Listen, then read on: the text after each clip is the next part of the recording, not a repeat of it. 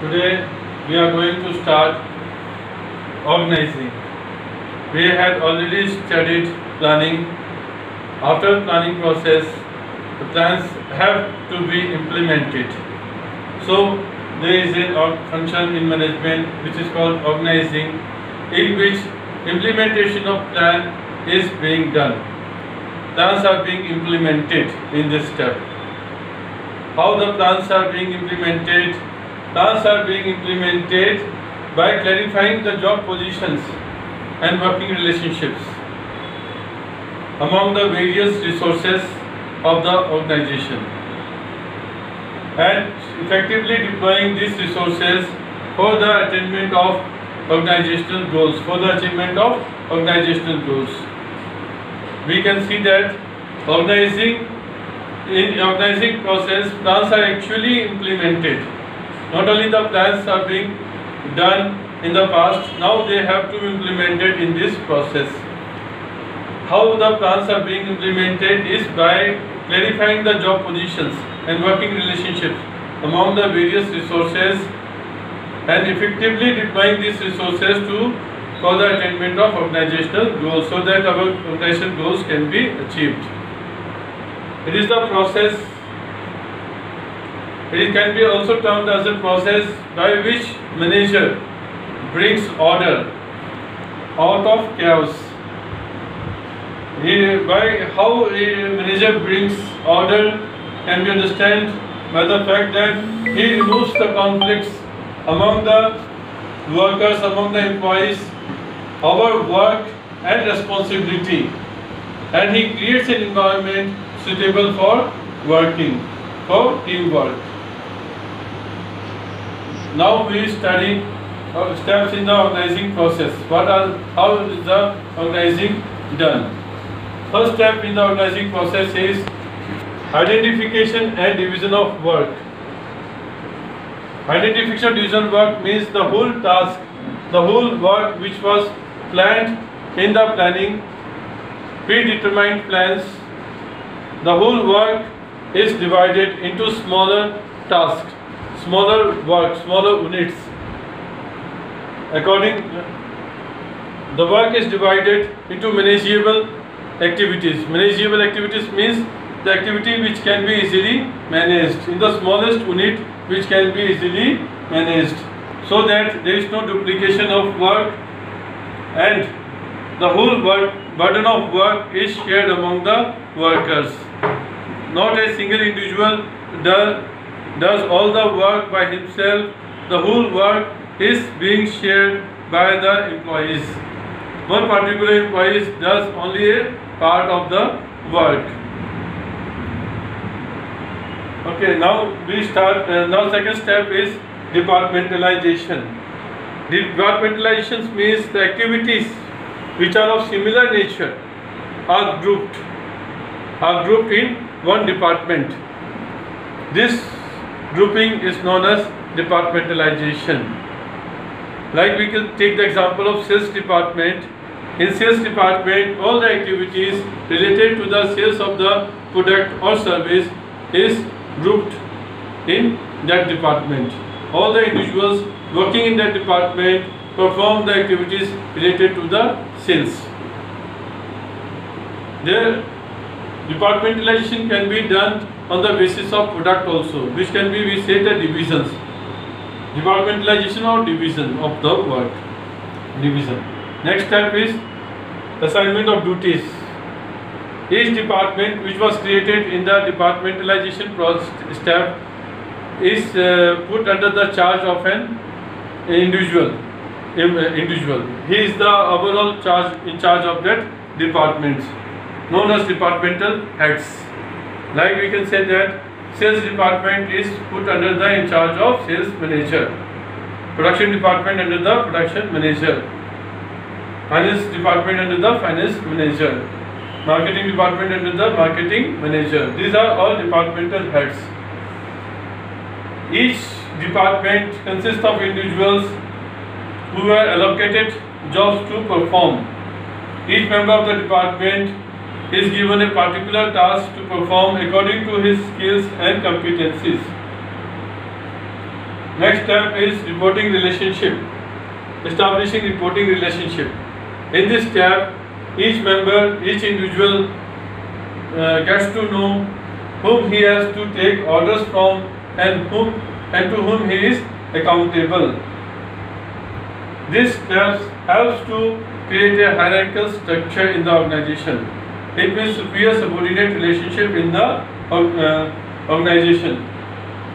It also helps in the coordination amongst various departments also. These departmental heads are accountable to a general manager. General manager does the coordination among each department, between the departments. Now we will study importance of organizing. After the process we have already studied process of organizing. Now we will study importance of organizing. First importance of organizing is benefit of specialization which an organization gets.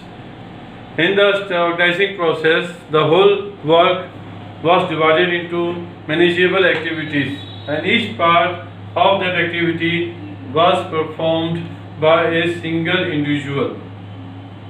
That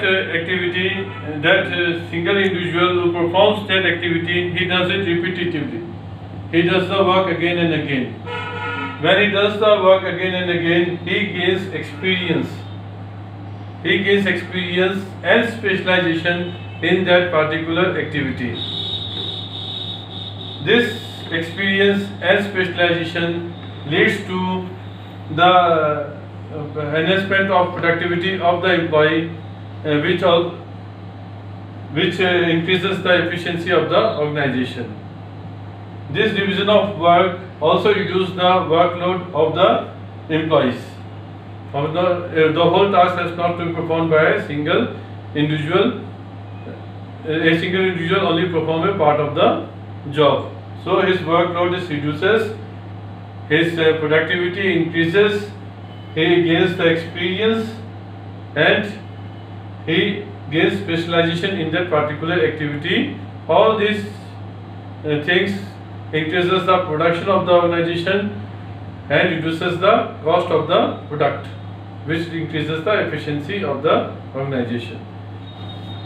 Second importance of organization is clarity in working relationship. When we established superior subordinate relationships, it clarifies that an individual from whom an individual has to take the orders or to whom he is to report, to whom he is accountable. This clarity of superior subordinate relationships removes the confusion among the minds of the individual employees. It removes the ambiguity or confusion in the transformation of information and instructions. There is absolute clarity in transfer of information and instruction.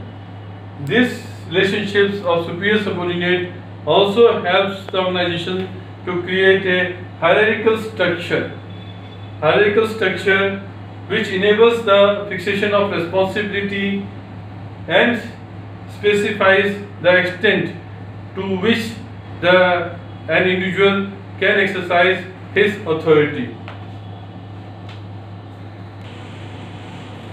Now, third importance is effective administration. Effective administration, how organizations help for effective administration.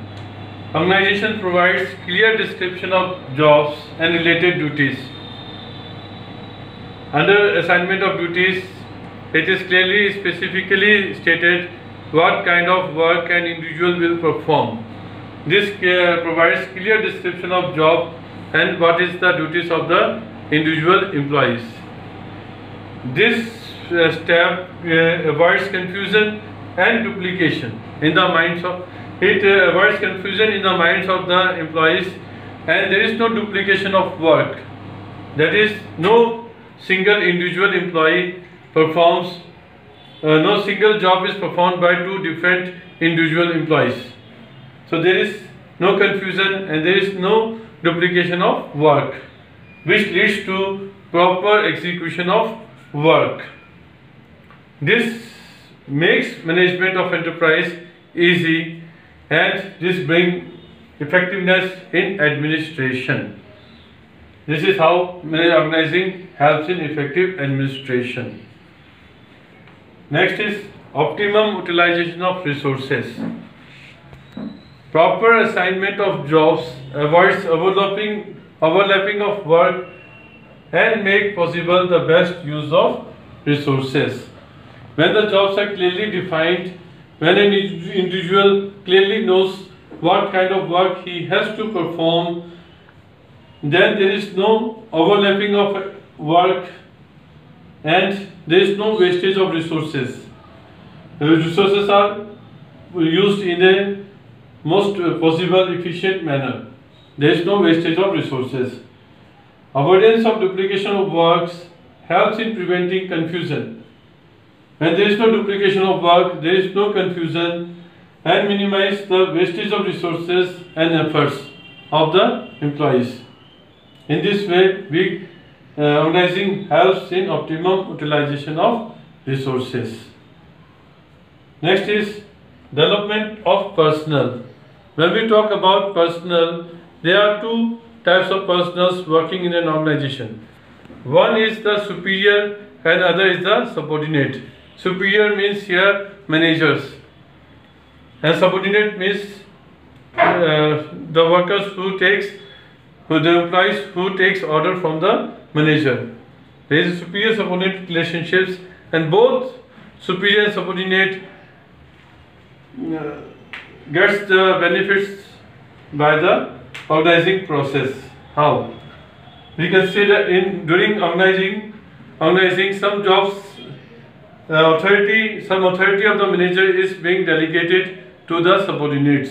Some work of the manager is delegated to the subordinates. The work has to be performed by the subordinate, but actually the work was given to the manager. Manager delegates this work to his subordinates. This delegation reduces the workload of managers. By delegating the routine works to the subordinates, subordinates perform the routine works, and manager focus his energy towards exploring new areas for growth and opportunities.